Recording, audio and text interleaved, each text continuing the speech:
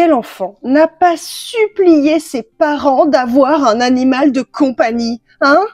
Bon, peut-être que vous en aviez déjà un, mais pour les autres, cela peut devenir un véritable enfer, surtout si vous n'en voulez pas.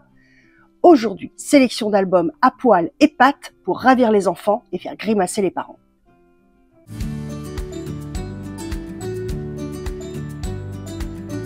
Salut, c'est Doc Lily, pédiatre fan de littérature jeunesse. Les livres pour enfants ravissent et offrent un merveilleux moment de plaisir. Mais ils peuvent aussi être de très bons médiateurs pour aborder un sujet, ouvrir au monde, informer. Et sur cette chaîne, je vous propose des sélections d'albums jeunesse pour parler de tout avec vos enfants. Suivez-moi, abonnez-vous, likez si vous aimez et partagez autour de vous. Et aujourd'hui, on parle de nos compagnons préférés. Maman, je veux un chien. Papa, je veux un chat. Non, un poisson rouge, un hamster, un lapin, un cheval. On n'en finit plus de ces réclamations incessantes et quasi obsessionnelles que tous les enfants ont. Oui, je ne connais pas un enfant qui ne veut pas d'animal de compagnie. Bon, parfois les allergies nous sauvent la mise. Mais sinon, cela peut être vite un véritable enfer si vous n'êtes pas d'accord. Même en usant de tous les arguments pratiques sur l'organisation que cela implique et les soins à apporter, qu'à cela ne tienne, l'envie est trop forte. Alors à nous de trouver des parades en proposant, pourquoi pas, un requin? Le requin du bocal d'Emmanuel Écoute chez Pastel à l'école des loisirs. Un album que j'ai lu et relu avec mes enfants, toujours aussi drôle et décalé. En plus, le personnage principal s'appelle Lily. Et Lily veut, réclame, exige un animal de compagnie, mais pour le moins original. Un éléphant, un kangourou, un manchot. Et à chaque refus de ses parents, trouve une nouvelle idée, un serpent, à laquelle les parents répondent patiemment, avec arguments pragmatiques et rédhibitoires qui nous offrent un catalogue des stéréotypes autour des animaux, rehaussés par des illustrations très drôles. Jusqu'à ce qu'elle n'ait plus aucune idée, plus une seule, plus du tout, et que ses parents lui fassent une proposition intéressante et un brin malicieuse, un requin, mais un requin, attention, du bocal, malin. Les enfants ont un attachement particulier aux animaux. D'ailleurs, ils sont beaucoup représentés dans la littérature de jeunesse, ce n'est pas pour rien. Il faut avouer aussi que nous cultivons cet attrait en appelant nos enfants « mon chaton »,« ma poule »,« ma poulette »,« mon biquet » et en offrant des doudous en forme d'animaux. C'est un amour inconditionnel, partagé, une grande complicité. Leur animal les rassure, les apaise, les responsabilise aussi. Et cela peut comporter quelques avantages. Sauf quand on a un chien qui sert à rien. Mon chien qui sert à rien, de Christine Rousset chez La Martinière Jeunesse.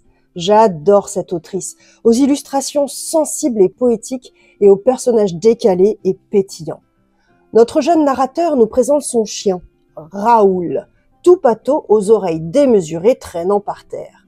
Son chien en qui il avait fondé tant d'espoir, de concours, de trophées, de chasse. Mais non, Raoul est trop nul, trop sensible et trop mou.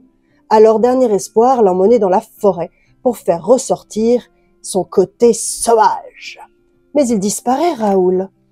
Et notre narrateur se retrouve tout seul, perdu. Et là, le petit garçon relève enfin toutes les qualités de son chien. Sa tendresse, son amour, sa fidélité. Tout ce qu'il perd et qu'heureusement, il va retrouver avec le retour de son Raoul. Et enfin être ensemble, ce qui finalement est le plus important. La complicité et le lien entre un enfant et un animal peut être très fort et fondateur pour lui. Partenaire de jeu, confident, apportant sécurité et réconfort, renforçant la confiance et l'estime de soi, source d'apprentissage et lien avec le vivant. Attention tout de même, si l'animal était là avant l'enfant. Je pense surtout aux chiens, qui sont des animaux de meute. Il peut considérer l'enfant comme un rival et avoir parfois des réactions agressives, même si c'est le chien le plus gentil du monde. Le chien comme je le disais, est un animal de meute et il faudra ainsi lui faire comprendre la hiérarchie familiale et ne pas le placer au même niveau que les enfants. Par prudence, ne jamais laisser un enfant seul avec un animal. On ne sait jamais. Et faites-vous accompagner par un professionnel pour avoir tous les conseils adaptés. Mais au fait, qu'en disent les animaux, eux? Hein, Palomino?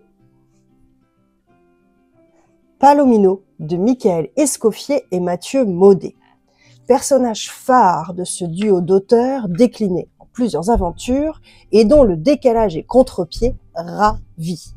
Ici, c'est l'animal le narrateur principal et il réclame une petite fille. Renversement de situation hilarante avec tous les questionnements et arguments habituels que peuvent avoir les parents. Qu'à cela ne tienne, Palomino va aller trouver un enfant et convaincre ses parents.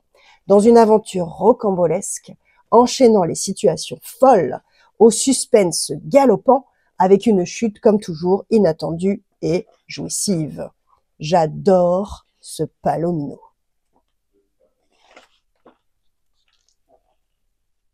Ok, c'est un tantinet agaçant ces demandes incessantes. La décision est importante, elle est loin d'être anodine, il faut une certaine réflexion et chaque situation est singulière. Et si c'est un non catégorique, pour toutes les raisons qui vous regardent, alors vous avez au moins de jolis albums pour faire comme si. Lire avec un enfant lui parle de sa vie, ses envies, ses rêves. Alors profitez-en.